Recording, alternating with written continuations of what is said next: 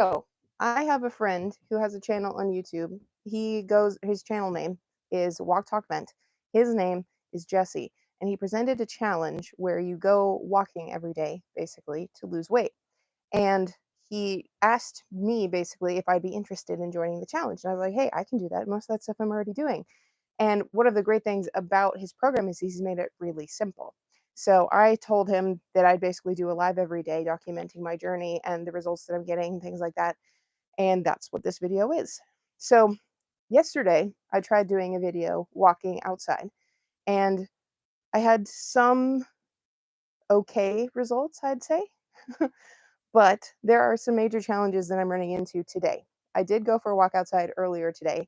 I brought both of my little girls with me, and the best way to describe that was rage inducing.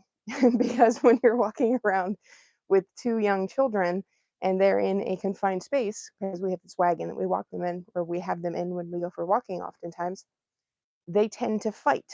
They tend to not get along well. So my 2-year-old is screaming at her little sister for touching her tablet.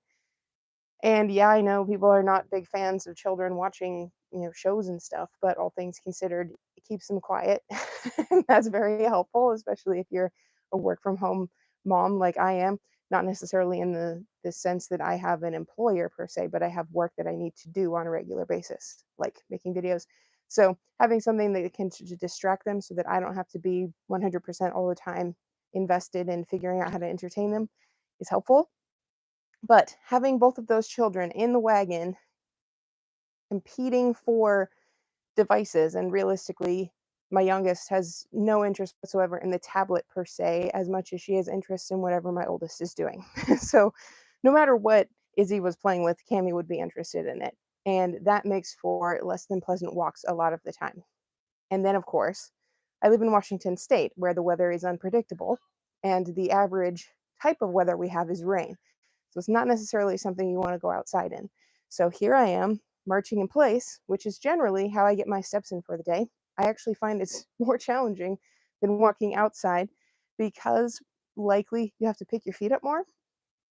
So here I am, marching, which is kind of an interesting situation to be in. But I'm thinking at this point, as far as moving forward with this challenge, that I may just bring my squishy mat outside or just march outside on the grass while my children play in the sandbox or around in the yard, because that would still get me outside and allow me to not have to deal with the screaming children quite as much as I would have otherwise because of the confined spaces and the inability to say, go get them a snack or something. So, very well, maybe doing that, recording outside, but I can also say that there's a good chance I'll just be recording in my studio like this when I need to, because the weather in Washington is not always great, especially in the middle of springtime. So that's just a caveat for where I am today and why I'm walking right here in place, marching. I know that is probably not what Jesse is going for when he's talking about this particular challenge, where he wants you to go for walks every day, because part of the value of walking outside is the positive impacts of the sun. And you can definitely get a lot of positive things from having sun exposure. And I understand why that would be the focus for, walking, generally speaking. I do know he lives in Phoenix, Arizona, though. So they got a lot more sun down there, which isn't necessarily great in the summer. Are we connected again?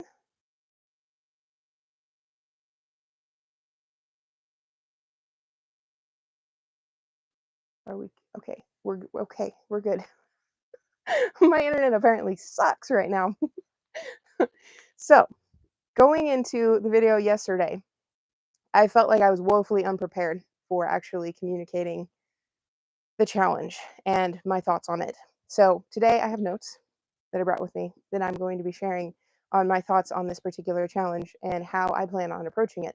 Because I do have some caveats or some slight changes that I'm implementing for my version that do and don't work with his program based upon your perspective.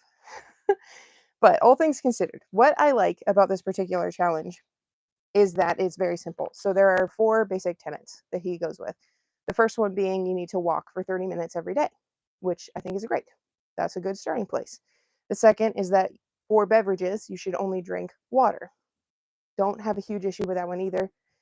The third is that you need to avoid processed sugar, which obviously is going to be beneficial if you're trying to lose weight. And then the fourth one is if you don't follow all of the three previous tenets, you need to aim for at least two every single day, which gives you a little bit of leeway, which I think is also good.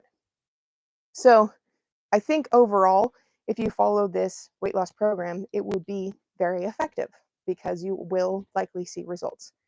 And that is generally what you're looking for in a weight loss program, especially if it's something that's simple like this, where you're not promising ridiculous results as you go through it.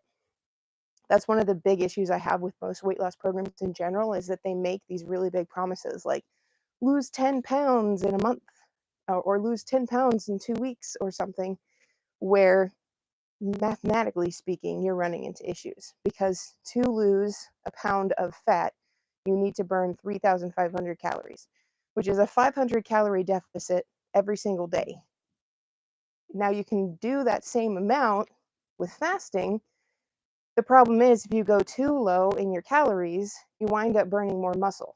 So fat kind of has a sweet spot where you burn it, and that is 1 to 2 pounds of fat every week. If you go too far beyond that, you're actually damaging your muscle mass more than anything else. So yes, you will still be losing fat, but just not as much. Hello, what's up with you two? Just want to watch? So all things considered, you don't really want to do that. You don't want to go too far too fast with fat loss because you won't be losing fat at that point.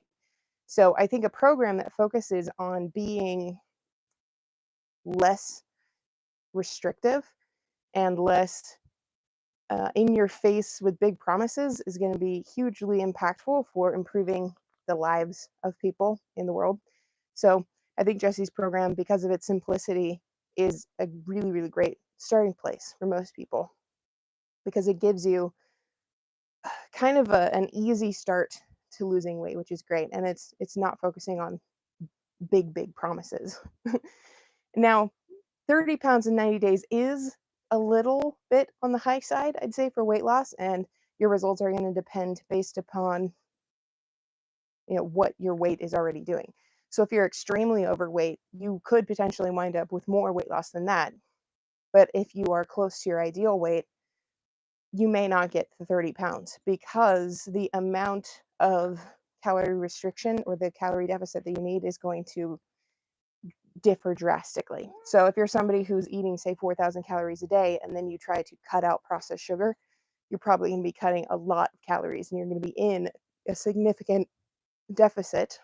And given that you're so overweight, your body is going to prioritize burning fat first, given the amount of excess weight that you have. And that's why this stuff is kind of complicated. But all things considered, the slow approach to weight loss is going to be most beneficial. And I think that's one of the great things about this particular approach. And that makes it kind of realistic in that you're not expecting more than that generally. You're expecting something that's fairly rational, which I think is more likely to keep you in check with the program. Now, some of the problems that I have with this is that because of its simplicity, it's somewhat ambiguous.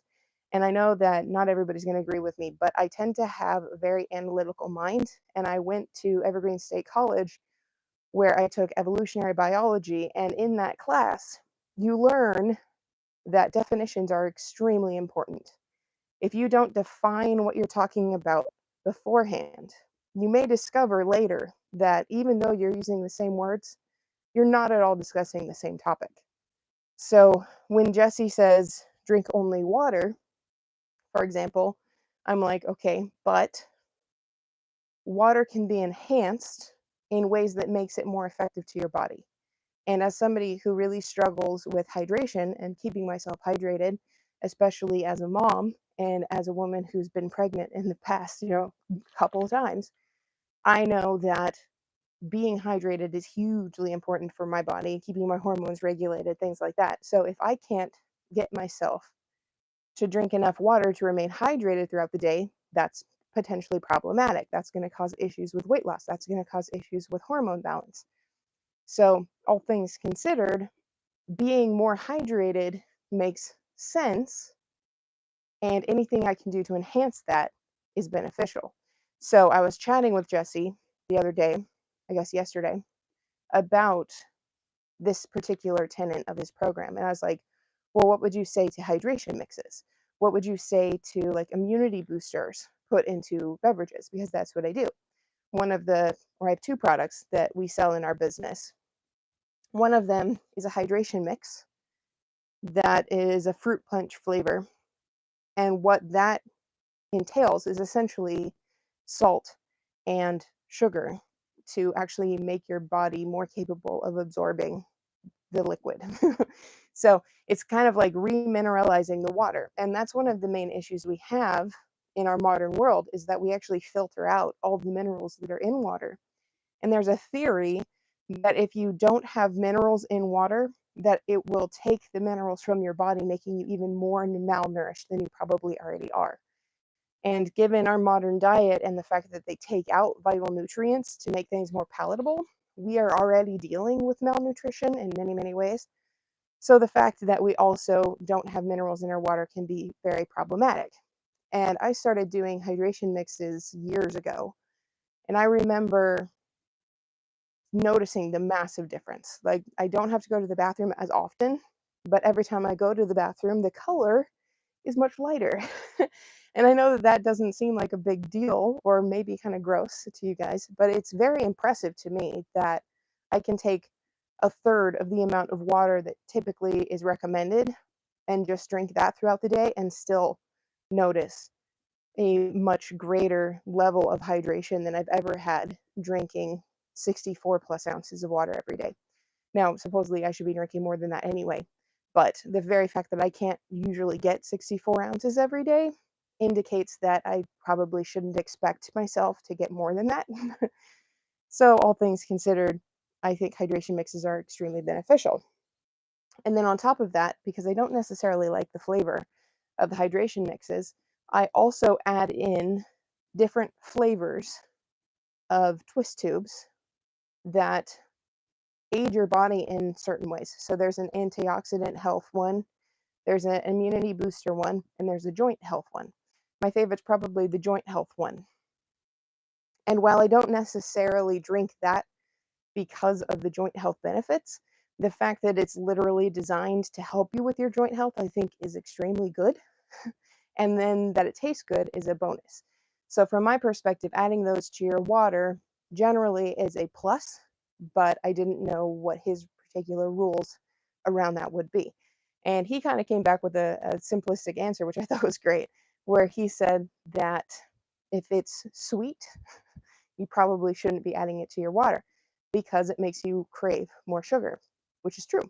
If you drink sugary things or things that simulate that sugar response in your body, then you will likely crave more sweets. And that's not necessarily because of hormone, that's because of your brain. So you think of something as sweet, and then you're like, oh, but there's something else that I'd really enjoy. And that's one of the other aspects that we can get into in a bit, which is the avoiding processed sugar aspect, which is also ambiguous. So, talking with Jesse about these beverages and what does and does not qualify, the response of if it's sweet, avoid it, I think is fairly accurate or helpful, but you kind of have to decide for yourself. He was saying that sugar alcohols are probably okay, which is primarily what these beverages are sweetened with. And I was like, okay, so it's kind of a dealer's choice. And when you get ambiguous in that kind of way, it can be challenging for people because they don't necessarily know what is and is not acceptable. And then if you're somebody like me who's trying to maximize the benefit of the water I'm drinking, you run into issues as well. Because it's like, well, should I not be taking these things? So choose for yourself what you want to do. But that's what I'm going to do. I'm going to continue to utilize these mechanisms for improving the quality of the water that I'm drinking. And that may or may not qualify as water in somebody else's eyes. Now, something else that's worth discussing are things like coffee and tea. Hard to tell. coffee and water. So I did primarily that, and I guess is how it is, how I would describe that, of sweetness that is probably the biggest issue there. So I would say, as far as drinking beverages is concerned, coffee and tea are likely fine. But once again, you kind of have to decide for yourself what does and does not qualify.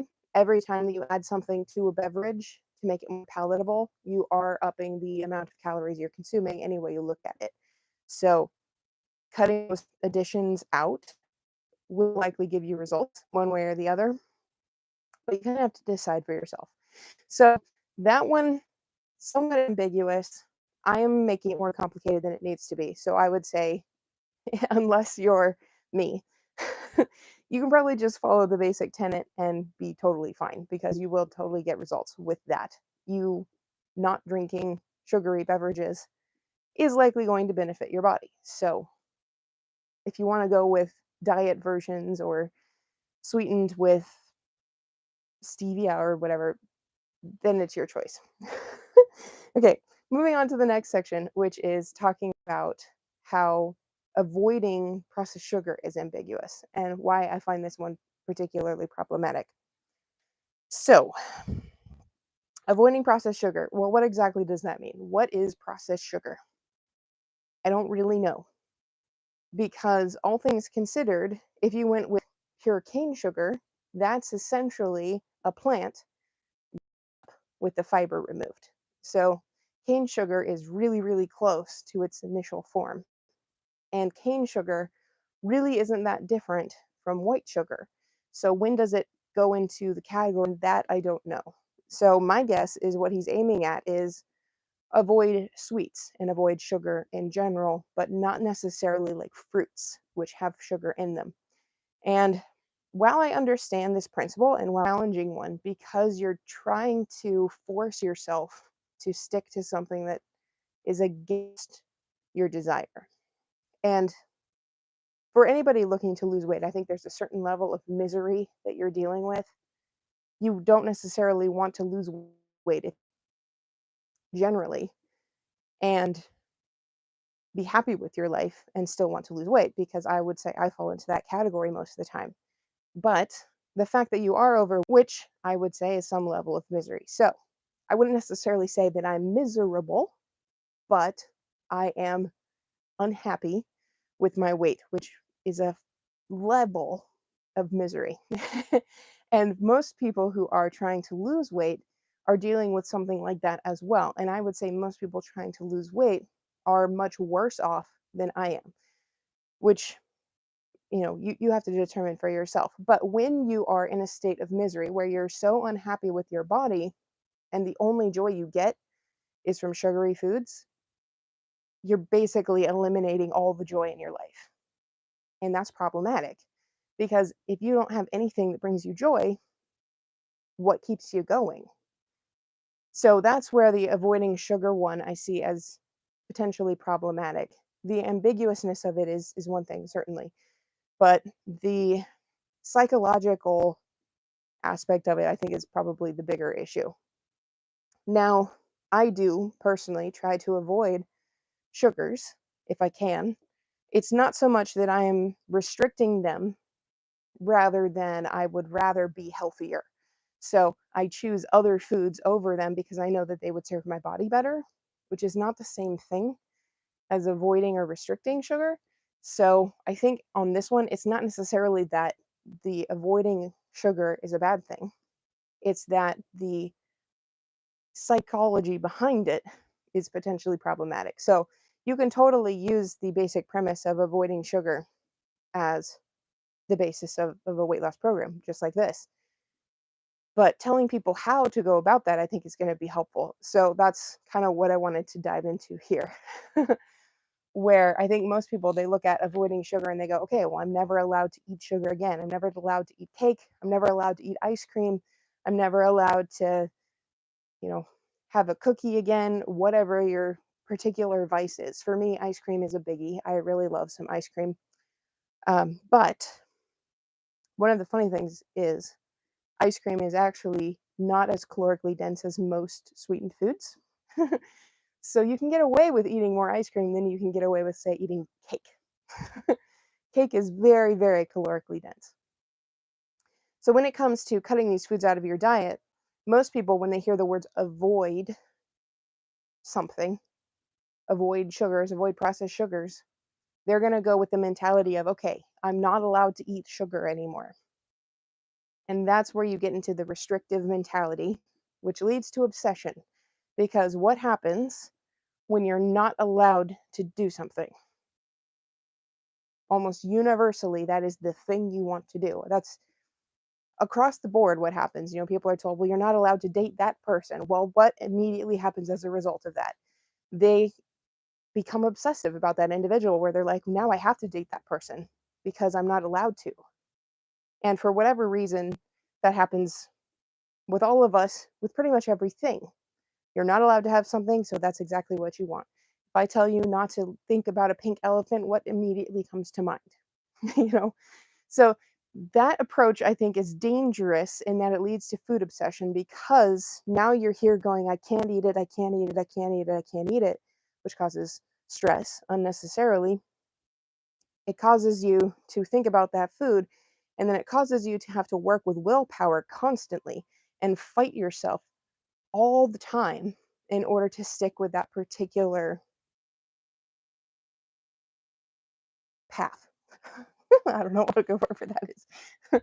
So instead, if you're trying to avoid sugar, if that's your goal to avoid more sugar, then I would say go with something more like urge surfing or habit stacking as a mechanism, where you have this idea in your head of, I'm allowed to have that, but I'll do it later. That's urge surfing. So you're like, yes, I can have that. And they use this in addiction studies and stuff, where they're teaching people how to let go of their addictions, like to cocaine or heroin, or you know some of these really, really hard drugs. And they use methods like urge surfing to help in the situations where the individual tells themselves, yes, I can have that, but I'm going to hold off for now. And you'll find that if you hold off for 30 seconds to 3 minutes, you generally don't have the urge lingering anymore. So that's why that's so effective, where you're not denying yourself. You're just saying, I'm going to put it off for a minute. I'm going to put it off for an hour. I'm going to put it off for 20 minutes. And that's much less harsh on your psyche, which means that you wind up not ever having that craving fulfilled, but not giving yourself this obsessive, restrictive mentality. Now, habit stacking is also very beneficial, and this is something that I personally am working on, which is I'm allowed to eat whatever I want to, but before I do, I need to do X. For me, that's putting vegetables in. So if I want to eat something sweet, I need to eat 2 servings of vegetables first. Now, I'm not great at this. It's still something that I'm working on. But having that in my mind as a focus gets me thinking about what I need to do beforehand. So every time that I think, oh, I really want that, I can think, oh, well, you need to eat your vegetables. And eventually I'm going to get to the point where it's just natural for me to eat vegetables before I go eat something else. I'm going to eat my vegetables and then I can go have that slice of cake. I'm going to eat my vegetables and then I'm going to go have that ice cream. And when you do something like that, when you implement the positive habit, you find you're not as hungry. And when you're not as hungry, you eat less of whatever it is that you're craving. Now, I remember reading somewhere that there are different types of hunger. One of which is the stomach hunger, which is where you're genuinely hungry, in need of food in order to survive type of hunger. And then there's mouth hunger, which is more about texture and flavor. That's usually where a craving comes up, where you want something specific. That's a mouth hunger, whereas a stomach hunger, you don't really care what you're going to eat. You're just hungry. You need food. You don't care what it is. So if you have a particular craving, that's usually going to be a mouth hunger, which is more of a psychological thing. And just because we know that restricting whatever that is leads to obsession, the best way to actually resolve mouth hunger is to have some of whatever it is that you're craving. The challenge, or what I would encourage you to do, is consider that you may not need as much as you think that you do. So having the vegetables before you have the sugary thing, or the potato chips, or the fatty thing, that's going to benefit you in that it prevents you from eating more of it. But know that you should try what I call the single spoon method, where you take, say, a spoon, you go to the freezer, you take out a scoop of ice cream, and then you wait a couple minutes and see if you still want more of that. I know how aggravating that can be, though, so don't judge yourself if you don't necessarily do that every time. But what you'll discover through repeat exposure to this idea is that you don't actually need that much in order to satisfy the craving. For example, I have a food scale, and I do encourage people to use a food scale because it gives you an idea of how much you are eating, even though you don't necessarily need to track your calories to lose weight. But by knowing how much you are eating, you realize how much you have been eating. And you can start to understand what the difference is between a serving and 3 servings. And that can make a really big impact. So I actually took my ice cream and I put it into a, a parfait glass, I guess is what it would be called. And I measured out an actual serving of ice cream, which my favorite is 2/3 of a cup for 160 calories. And I was actually surprised at how much ice cream that was. And I was also surprised that I could eat half of that and not necessarily need the other half to fulfill the craving. So, understanding the single spoon method is extremely beneficial because you start to realize, oh, I don't actually need as much as I thought I did. So, the tendency is to go out and get like a big bowl of ice cream and to eat all of that. But oftentimes, what I discover is that I don't want the big bowl that I thought I did. I would get the big bowl, I would eat some of it, and then I'd be like, oh, I really don't need all of this, but I can't really go put it back. So then I would eat the rest of it because I didn't want to waste it because, ice cream is one of my favorite foods. But if you actually take the literal serving size and you measure this out and you weigh it on your scale, then as you continue to do this method, that you're going to satisfy the craving and that you're not going to wind up wasting a whole lot of ice cream and that you're not overeating. So I definitely like the single spoon method. It definitely has some caveats where you can use it for different things. For example, you don't necessarily want to take a spoon and go eat a slice of cake or something because then you're just leaving holes in the cake. So in that instance, I would say literally weigh it out on the food scale and see what an actual serving is. And then that's going to allow you to understand how much you're eating. And then you can determine whether you actually want or need that. And that leads me to another concept, which is question your hunger. And I know that this is something that sounds kind of weird, where it's kind of like, well, I know that I'm hungry, but we don't. I have found that on many occasions that I have just eaten something to where my stomach is literally distended. Like I ate my vegetables and now my stomach is absolutely full. There's no more room. And yet I still have a craving. So in those instances, you definitely want to get to this point where you're asking yourself, well, am I actually hungry? Am I actually needing more food? Or is something else going on? Like, are my hormones out of balance? Is this some kind of psychological trigger? What's going on? And generally speaking, when I overeat or when I eat something sweet, it's because I'm stressed out. Stress is a very, very big trigger for me. I know boredom is a big one for a lot of people too. And I'd say that that used to be one for me before I had children. Now it's stress pretty much across the board. But when I'm stressed, what's happening is my body is deplete of energy, and sugar gives you a rush of energy. And when you are in that state of high cortisol, you want something that can boost your processing power. So sugar is a good way to do that, generally speaking, because it's going to react faster in your body than other things. Whereas even caffeine doesn't necessarily give you the same boost. So knowing that that's why I want the sugar is helpful because then I can realize, all right, there are other ways to deal with this stress. I can actually go sit down and read a book. I can listen to some music. I can do some breathing techniques because there are some awesome breathing techniques that I've found for stress, which I call, I don't remember when I named it, but it's basically 2 different breaths where you breathe in very rapidly, as fast as you can, fill up your lungs as much as possible, and then breathe out slowly.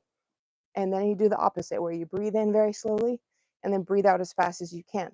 And that combination is incredibly powerful at reducing your stress level. So that's something I always recommend for stress for people who are in the same situation that I am. So learning how to deal with things like stress is immensely beneficial at keeping you on track for things. So those are the main reasons why I find the avoid processed sugar tenet a little bit problematic, because I know that for me, food obsession is a big issue, and something that leads me to become more obsessed with food is not helpful. And when you are taking something out of your diet that you don't intend on keeping out of your diet for the rest of time, I would say that puts any diet that does that into the unsustainable category. Because all things considered, we need to do the things that we can do for the rest of our lives in order to remain healthy. Because the second you stop dieting, otherwise, you're going to put the weight back on. Whereas if you do something that can be sustained for the rest of time, that weight can stay off because you've now changed your lifestyle.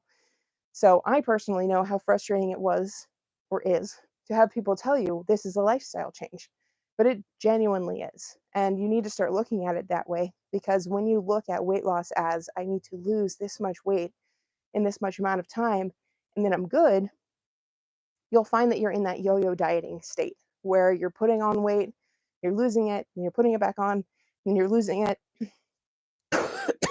Sorry. And it's just very unpleasant place to be, because it feels like you're getting control of your life and then you fall off. And then you're getting control of your life and then you fall off. And it's just exhausting and really uncomfortable, really unpleasant. You feel out of control. You feel like a failure. And ultimately, I don't want you to be in that position. So do your best to make changes that you can stick with.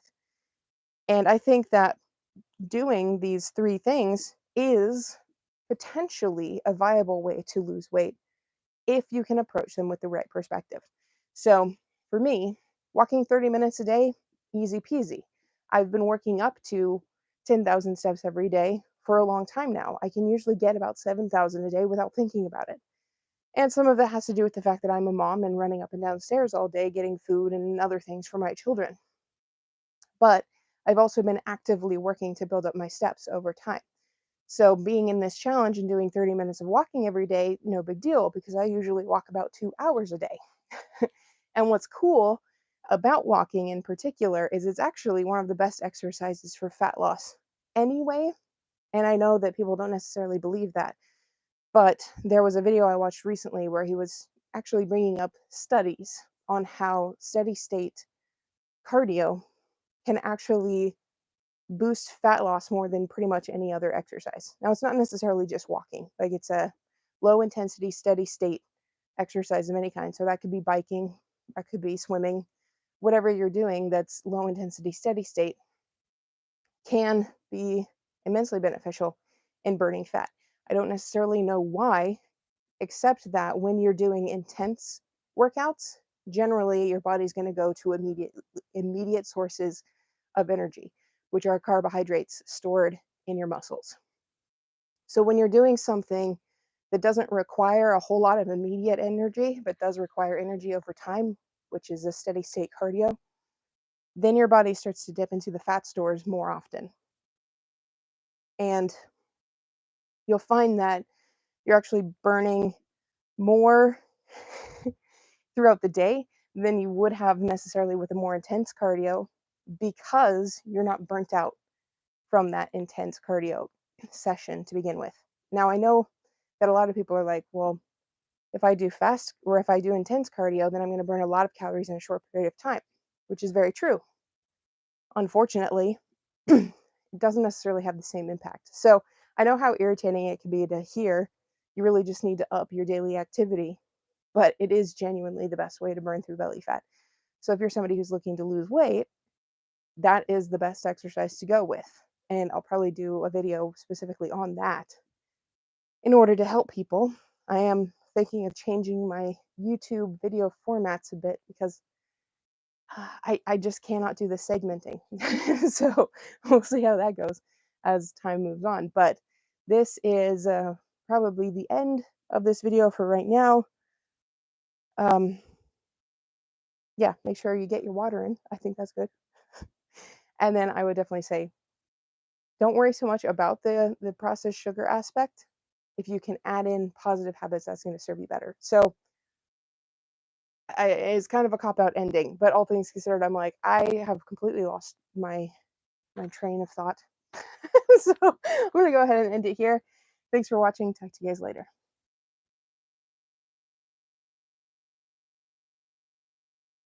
If I can get it to stop.